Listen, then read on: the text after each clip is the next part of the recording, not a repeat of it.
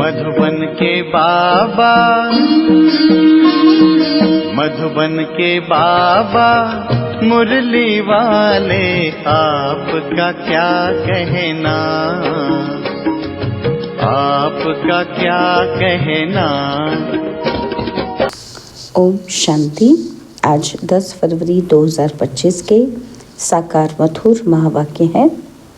आज मीठे मीठे बाप दादा बोले, मीठे बच्चे, तुम्हें बाप द्वारा जो अद्वैत मत मिल रही है, उस मत पर चलकर कलयुगी मनुष्यों को सतयुगी देवता बनाने का श्रेष्ठ कर्तव्य करना है।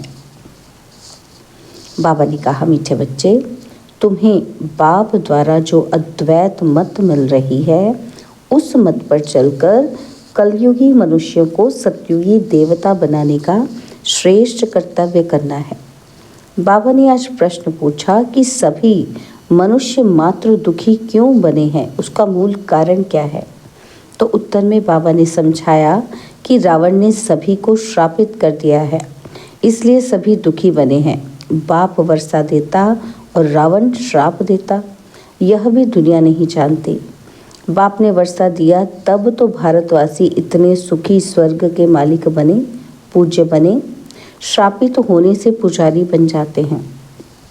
ओम शांति। बच्चे यहाँ मधुबन में आते हैं बाप दादा के पास। हॉल में जब आते हो, देखते हो कि पहले भाई बहन बैठते हैं, फिर पीछे देखते हो कि बाप दादा आया हुआ है, तो बाप की याद आती है।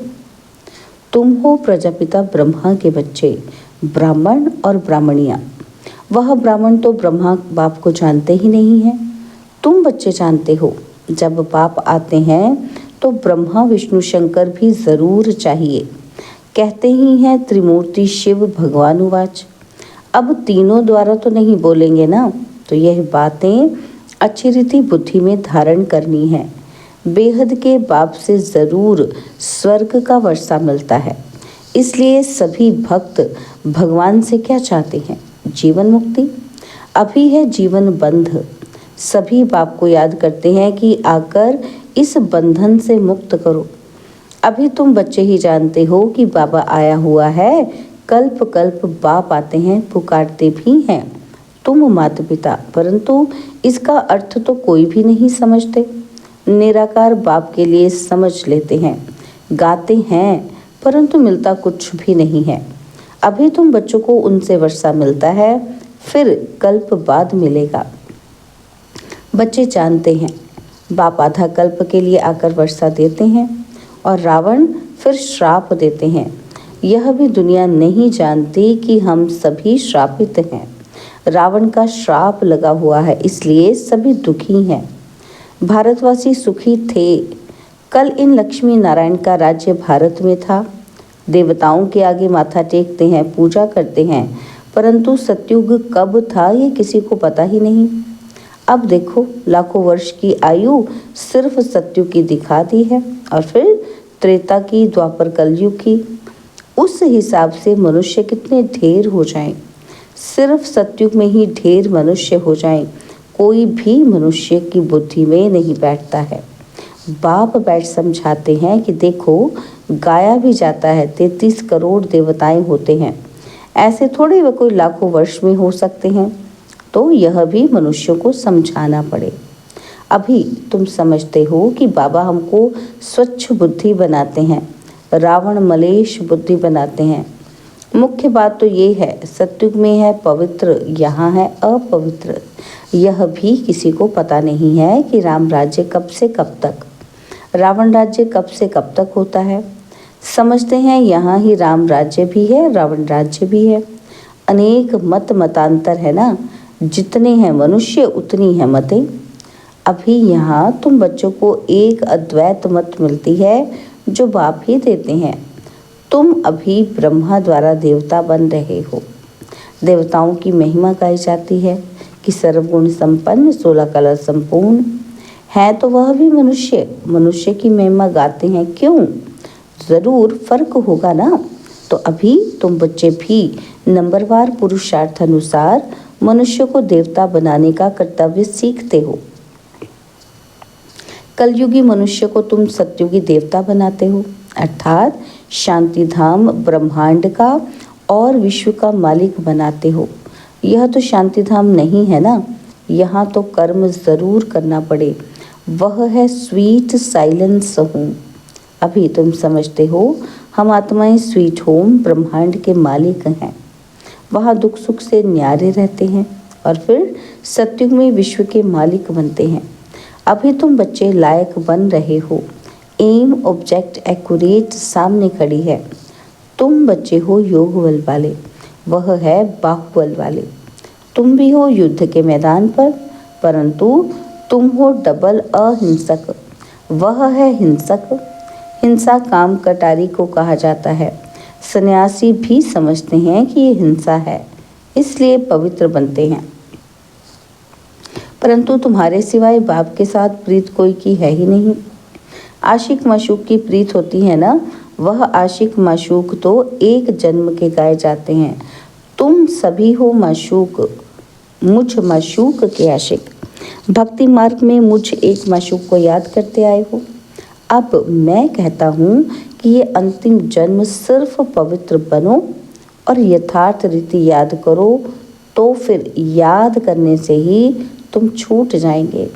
सतयुग में याद करने की दरकार ही नहीं रहेगी। दुख में सिमरन सब करते हैं, ये है नर्क। इनको स्वर्ग तो नहीं कहेंगे ना। बड़े आदमी जो धनवान हैं वह समझते हैं कि हमारे लिए तो यहाँ ही स्वर्ग है, विमान आदि सब कुछ वैभव है। कितना अंधश्रद्धा में रहते हैं। गाते भी हैं कि तुम माता पिता हम बालक तेरे, परंतु समझते कुछ भी नहीं कि कौन से सुख घनेरे मिले, ये कोई भी नहीं जानते हैं। बोलती तो आत्मा है ना, तुम आत्माएं समझती हो कि हमको सुख घनेरे मिलने हैं। उनका नाम ही है स्वर्ग सुख धाम। स्वर्ग सभी को बहुत मीठा लगता है। तुम अभी जानते हो कि स्वर्ग में हीरे ज्वारों के कितने महल थे। भक्ति मार्ग में भी कितना अनगिनत धन था जो सोमनाथ का मंदिर बनाया है। एक एक चित्र लाखों की कीमत वाले थे। वह सब कहाँ चले गए, कितना लूट कर ले गए।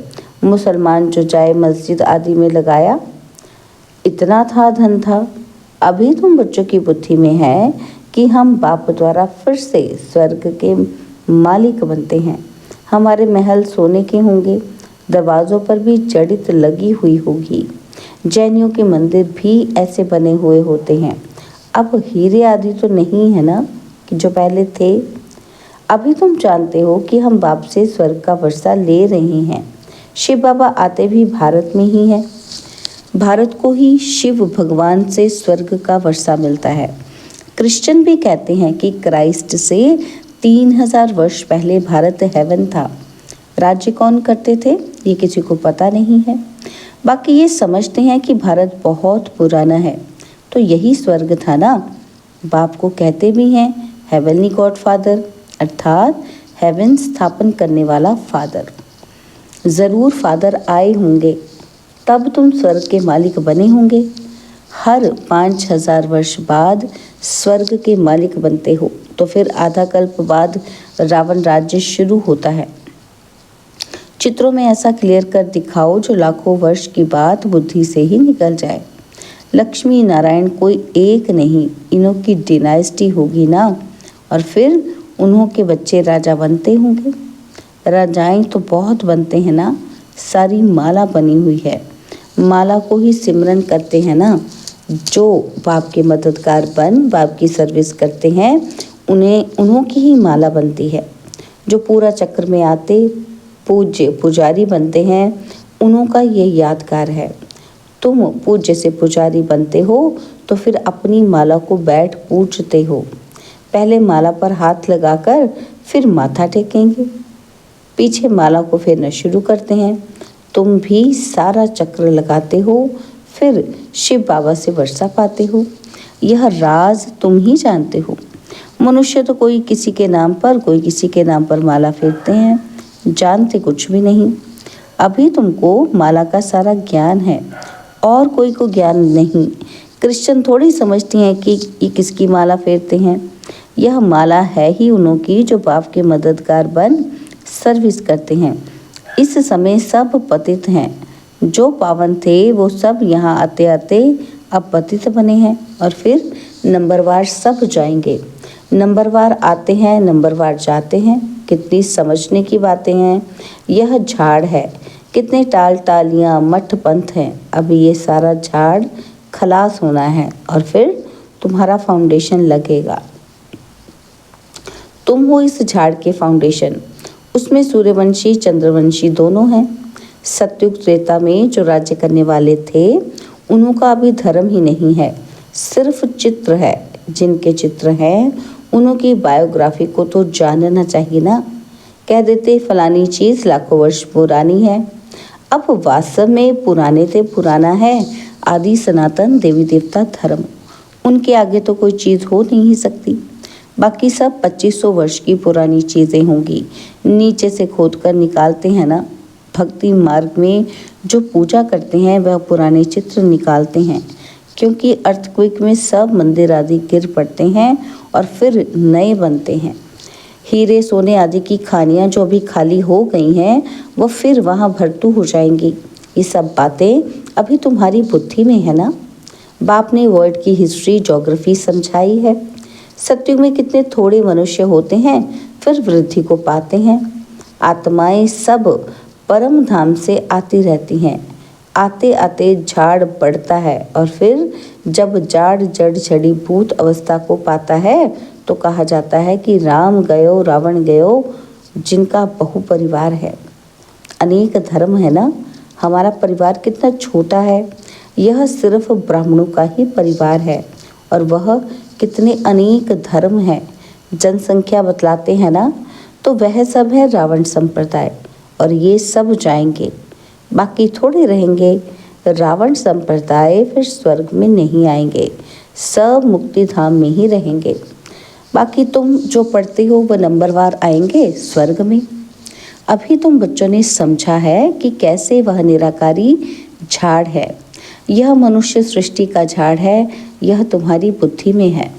पढ़ाई पर ध्यान नहीं देंगे तो इम्तिहान में नापास हो जाएंगे। पढ़ते और पढ़ाते रहेंगे तो खुशी भी रहेगी। अगर विकार में गिरा तो बाकी ये सब भूल जाएगा। आत्मा जब पवित्र सोना हो तब उसमें धारणा अच्छी हो। सोने का बर्तन होता है पवित्र गोल्डन। अगर कोई पतित बना तो ज्ञान सुना ही नहीं सकता। अभी तुम सामने बैठे हो, जानते हो गॉडफादर शिव बाबा हम आत्माओं को पढ़ा रहे हैं। हम आत्माएं इन ऑर्गन्स द्वारा सुन रही हैं। पढ़ाने वाला बाप है। ऐसी पाठशाला सारी दुनिया में कहाँ होगी। वह गॉडफादर है, टीचर भी है, सतगुरु भी है। सबको वापस ले जाएंगे। अभी तुम बाप के सम्मुख बैठे हो। सम्मुख मुरली सुनने में कितना फ़र्क है। जैसे ये टेप मशीन निकली है, सबके पास एक दिन आ जाएगी। तो बच्चों के सुख के लिए बाप ऐसी चीज़ें बनवाते हैं। कोई बड़ी बात नहीं है ना। तो ये सांवल शाह है ना, पहले गोरा था अभी सांवरा बना है, तभी तो श्याम सुंदर कहते हैं। तुम जानते हो हम सुंदर थे, अब श्याम बने हैं, फिर सुंदर बनेंगे। सिर्फ एक क्यों बनेगा? एक को सर्प ने डसा क्या? सर्प तो माया को कहा जाता है ना। विकार में जाने से सांवरा बन जाते हैं। कितनी समझने की बातें हैं। बेहद का बाप कहते हैं ग्रस्त व्यवहार में रहते यह अंतिम जन्म फॉर माई सेक, मेरे सदके पवित्र बनो। बच्चों से ये भीख मांगते हैं, कमल फूल समान पवित्र बनो और मुझे याद करो तो ये जन्म भी पवित्र बनेंगे और याद में रहने से पास्ट के विकर्म भी विनाश होंगे। यह है योग अग्नि, जिससे जन्म जन्मांतर के पाप दग्ध होते हैं। सतो प्रधान से सतो रजो तमो में आते हैं तो कला कम हो जाती है, खाद पड़ती जाती है। अब आप कहते हैं सिर्फ माम एकम याद करो। बाकी नदी पानी की नदियों में स्नान करने से थोड़ी पावन बनेंगे। पानी भी तत्व है ना, तो 5 तत्व कहे जाते हैं। यह नदियाँ कैसे पतित पावनी हो सकती हैं? नदियाँ तो सागर से निकलती हैं। पहले तो सागर पतित पावन होना चाहिए ना। अच्छा, मीठे मीठे सिकिलते बच्चों प्रति माता पिता बाप दादा का याद प्यार और गुड मॉर्निंग। रूहानी बाप की रूहानी बच्चों को नमस्ते। हम रूहानी बच्चों की रूहानी बाप दादाजी को दिलवा जान सिखवा प्रेम से नमस्ते। ओम शांति। प्यारे बाबा, मीठे बाबा, मेरे बाबा, शुक्रिया बाबा, शुक्रिया बाबा, शुक्रिया। धारणा के लिए मुख्य सार है। पहला पॉइंट है, विजयमाला में आने के लिए बाप का मददगार बन सर्विस करनी है। एक माशूक के साथ सच्ची प्रीत रखनी है, एक को ही याद करना है। और सेकंड पॉइंट है, अपनी एक्यूरेट एम ऑब्जेक्ट को सामने रख पूरा पुरुषार्थ करना है। डबल अहिंसक बन मनुष्य को देवता बनाने का श्रेष्ठ कर्तव्य करते रहना है। बाबा ने आज वरदान दिया, विजयीपन के नशे द्वारा सदा हर्षित रहने वाले सर्व आकर्षणों से मुक्त भव। विजयीपन के नशे द्वारा सदा हर्षित रहने वाले सर्व आकर्षणों से मुक्त भव। विजयी रत्नों का यादगार बाप के गले का हार आज तक पूजा जाता है, तो सदा यही नशा रहे कि हम बाबा के गले का हार विजयी रत्न हैं। हम विश्व के मालिक के बालक हैं। हमें जो मिला है वह किसी को भी नहीं मिल सकता।